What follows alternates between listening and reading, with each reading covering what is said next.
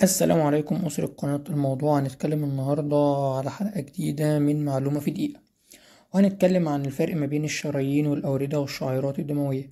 وأول حاجة الشرايين arteries، دي بتاخد الدم من القلب وتوديه لكل أجزاء الجسم، ومش بتقدر تشوفها لكن بتحس بيها عشان بيصدر منها النبض، وعشان كده بنقيس منها ضغط الدم. تاني حاجة معانا الأوردة veins، وديت بتاخد الدم من كل أجزاء جسمك وتوديه للقلب تاني على طول، ودي بنقدر نشوفها لكن مش بيصدر منها نبض. تالت حاجة معانا اللي هي الشعيرات الدموية كابيلاريس، ودي أوعية دموية صغيرة جدا بتقدر تشوفها، وجدارها رقيق جدا، وبتتكون من طبقة واحدة عشان بتسمح للمواد الغذائية الصغيرة والأكسجين الناتج منها يغذي الخلايا. بس كده دي كانت معلومتنا المرة دي. متنساش تعمل اشتراك للقناة وتفعل الجرس عشان يوصلك كل جديد، وتعمل لايك لو عجبك المحتوى بتاعنا.